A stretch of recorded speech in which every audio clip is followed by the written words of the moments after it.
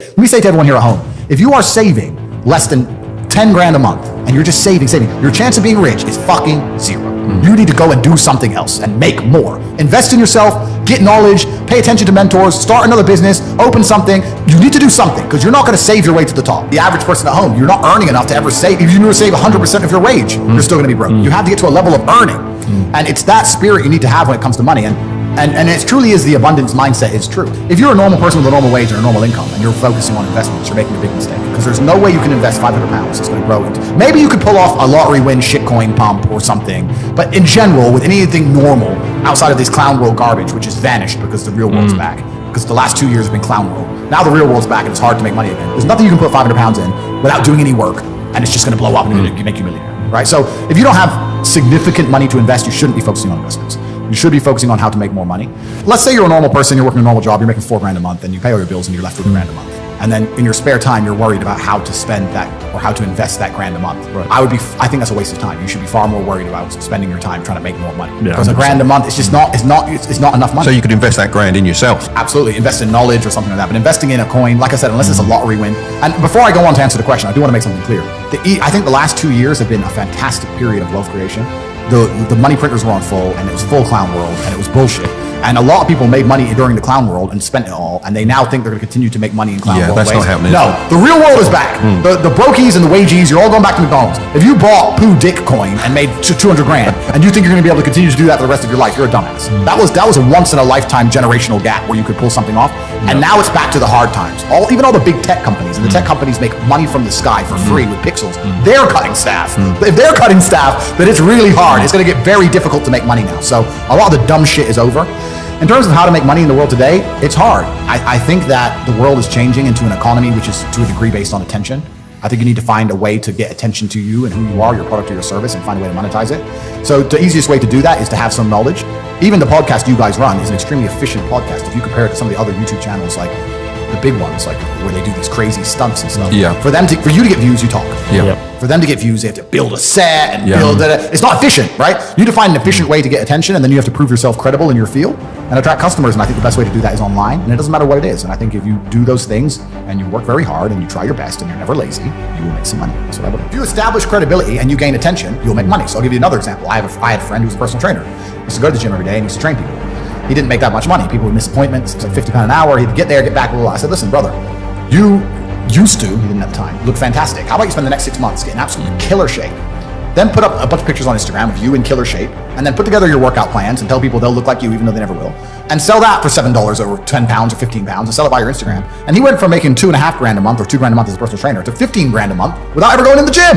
He only went to the gym for himself because he was selling information. So, and that's what a lot of people are doing now, but now it's getting more and more competitive. So you have to establish credibility and get attention in a way which is becoming more difficult. Like in the fitness industry, it can be done purely on how you look. You can get some credibility and attention. But especially in the business world now, you have to be very knowledgeable. You have to be because that's the way things go when they get competitive, which is fine. But this all goes back and ties into what we were saying earlier on. If you're not trying your best and working hard and paying attention, then you're going to get wrecked. Another thing I will say to people at home, and I've said this before, every single time I ever spend money, I pay attention to why I spend money. And that gives you a lot of information and a lot of knowledge when it comes to sales and marketing. If I go and I buy some clothes, I am conscious about why did I choose this store instead of that store or that store? Is it the branding? Do I know them? Am I familiar with them? Is it because there was no line? Is it because they had a brighter sign? What was it? Oh, there's a line there. There's no line here. So in my physical businesses, which I have in Romania, I have this thing with the staff. I said there can never be a line. Faster. I don't want, but it's just 3 people. No, there are people walking past who won't walk in because there's a line, because that's what I do. No line, but you don't want to look empty. No. So no line until the last customer. Now you talk shit. So there's one person. Yes. Like you have to manage these things. Most people don't micromanage this stuff. You don't have to reinvent the wheel. No. You have to pay attention to seeing people who are doing things and if they work and how they work. And you're completely and utterly correct. And you should do that all the time. Every time you spend money, you should work out how they convinced you to spend money. It's simple things. Like I have a few physical companies, I have a few physical businesses, and it can be a simple matter of, depending on, in the business districts where there's men in suits, I have a pretty girl who's a waitress and she works there. The difference that will make to a bottom line is the dude going and flirting with his chick every lunchtime. You'd be amazed. But people don't think about these things. But even if you don't have a business, if you pay enough attention to these kind of things, you'll get business ideas. It'll inspire you. You'll go, you know what? If you start to really do it, you'll be around, and after a few months, you go, you know what? I can do this better than they're doing. Because I'll take in that aspect, and they're making mistakes. I can do this better, and that's how you do it. If you sit there and go, I want to work smart, not hard, so I work an hour a day, well, then you're still lazy. You should work smart and hard and do 15 smart hours a day. That's how you win. So, and there's always endless work to do. The other thing I will say to people is you can always find work. I've had a lot of people say, well, there's no work to do. Yes, there is. You can find work to do. This podcast, by the time it's completed, you could make individual TikToks and put them on TikTok And we will. but with a slightly different edit for the next 10 years if you wanted to. And even if each TikTok gets one view, one at a time, people hear about the podcast. There's no such thing as no work to do. Yeah. So you have to wake up and find the work to do and do it and just say, you know what, this is all I'm going to do. And a lot of it as well, if I'm giving advice to people, comes from constructing a life around you. Because people say, well, I don't want to work all the time. I have no social life. My social life's work.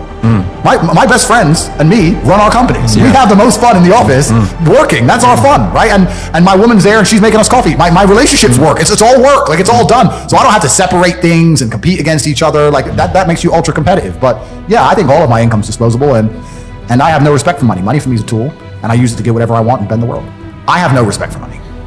There are people who are much smarter with money than me. I don't have any respect for money at all. I don't believe in saving money. And I think a lot of that is down to I'm not advocating people to be like this. It's my life philosophy and the fact that I don't live in any realm of fear at all. I can't imagine myself not being able to make more. I can't ever be poor. And if I wanted something now that took every penny of my net worth, then I would buy it because I want it. I don't care. I don't think, oh, God, I have a safety net. I don't give a shit about money. You shouldn't fear money. I think there's a lot of people who are very scared with money, and they hold on to it, and they're very fearful with it. And they say scared money doesn't make money, and scared people don't conquer the world. I can never be poor. My skill set, the people I know, my phone book, my reliability, my reputation. You could take all of my money today. I'll be a millionaire again in 2 weeks. I can call people and say, lend me 10 mil. Oh, that's Tate. I can call people. I know people. I have a place I can go. I'm good at speaking. Like, once you have those lessons and once you have that network and once you have those things built, you can't go broke. You really can't. You get to a point of life where the only way you could go broke is if you become a drug addict or something ridiculous. But yeah, so the lessons are very, very important. Yeah. I'll make it clear because these last 2 years, people skipped all of them. Even if they have a little bit of money, they have none of the lessons, and they're going to suffer. The universe will teach them a lesson. You can't save yourself to a lifestyle. No. And that's the thing. So I have 36 cars, right? Let's take one of them. Let's take Bugatti. That's 5.2 million. Let's do some easy math. Let's say you make $5,000 a month and you manage to live completely for free. You manage to walk to work for free, eat for free, don't need clothes. Your complete life's free. That's 100 months. 100 divided by 12, that's 70 something years. You need to work and save for 70 years to afford one of my 36 cars in one of my 7 houses. You can't save yourself to the top. No. You can only earn your way to the top. So the idea of saving money, a safety net, knowing that you have peace of mind, taking care of your family or your children, all that I understand. But truthfully, your goal when you wake up shouldn't be like, how do I save more money? That's scared. That's fearful. The universe and God does not reward fearful people or cowardice. There's a degree of cowardice in how do I save more, as opposed to the opposite. Well, I'll just go take more. I'll just go make more. I'll just go make more. If it costs me $400,000 to go see Dan Bilzerian, fine. I'll just go make more money. There are people who are dedicated to surfing, and they live in a tent in Bali, and they surf every day. And love every minute And of they it. smile. That's fantastic. You have to decide what you want in life. I want to conquer the world. And if you're going to conquer the world in the modern society we live in, that's going to be a fiscal conquer. That's what you're going to do. You're going to make a bunch of money. How else are you going to conquer the world? That's what I wanted. You have to decide what you want. And it's different folks for different strokes, and it takes a lot of different kind of people to make the world go round. But if you truly want to conquer the world, you're going to end up wanting a bunch of money because that's the way to do it. That's the way to do it. So you have to decide the life you want to live. I went shopping in London 2 days ago. And me and Tristan sat and talked about it because the coolest thing about being rich is talking about when you were broke. It's the funnest thing. In fact, I'm glad I wasn't born rich, because if I didn't have that, being rich would be boring in many ways. Yeah. It's only funny because you can talk about the olden days. 100%. So me and Tristan just spent $350,000 on Christmas presents, right? Lovely. Yeah, but you get to the point where money has so little value. Like, we walked in, Tristan saw a pair of Jimmy Choo heels, and he's like, I'll give them to one of his girls or whatever. And he goes, what's her shoe size? I don't know. He goes, what sizes you got? They go, we got 36 to 39. He goes, okay, just give me them. Just give me 11 pairs of the same shoe. Because money, instead of texting her and finding out her shoe size, just give me everything. They locked the front of the store. There's a huge line because me and Tristan are in there. No one else allowed in. And money for us is a tool to shape the world. And I think that's what a lot of people also don't understand about being rich. You don't want to be rich. You want to be powerful. That's what really is going to satisfy you in your soul. It's the power. It's not the, I can afford this. That's nice for a while. But really what makes you happy is there's 60 of these Bugattis on earth. Everyone wants one. Who gets one? I do. Because you can't have one. That's the fun of it, right? So it's power you're truly chasing. And if you want to be powerful, you can't be scared to invest money, to spend money. A lot of people at home, if they want to make more money, need to invest in themselves. Yeah. They invest in themselves. And maybe they've been taught, well, if I just save. When I was broke, I thought everyone was broke. You do. And then you get rich and you start thinking, shit, everyone has money. Every supercar I want is sold out. Every diamond watch I want is sold out. The private jet charters are full. The yachts are full.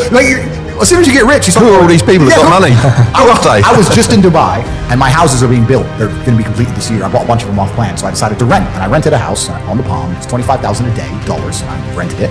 And I'm sitting there, and the landlord comes and goes, I just got an offer for $35,000 a day. You need to leave. And I go, okay, well, I'll pay $40,000 a day. And then he came back and goes, the guy's offered $50,000 a day for a year.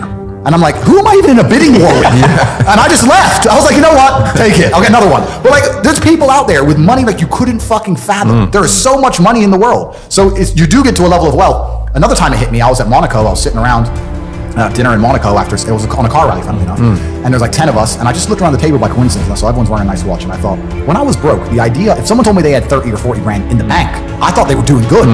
Now I'm sitting at a table, everyone's wearing a $100,000 watch. Nobody gives a fuck.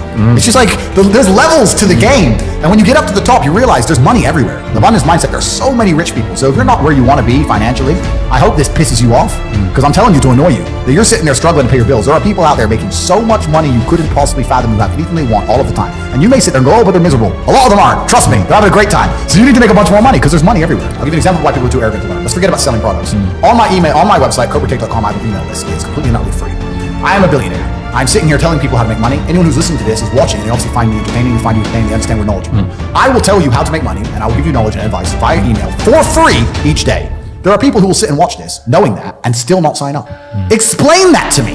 They're like, how could you sit and go, this guy's smart, he's entertaining, he knows things, he has a free email list. I'm too lazy to type in, or arrogant to sign up for free. It takes 6 seconds, and they still won't do it. Of the 1 million people who watch this, half of them will sign up, and half of them won't. And the half that don't will still be like, I'll get rich one day. No, you fucking won't.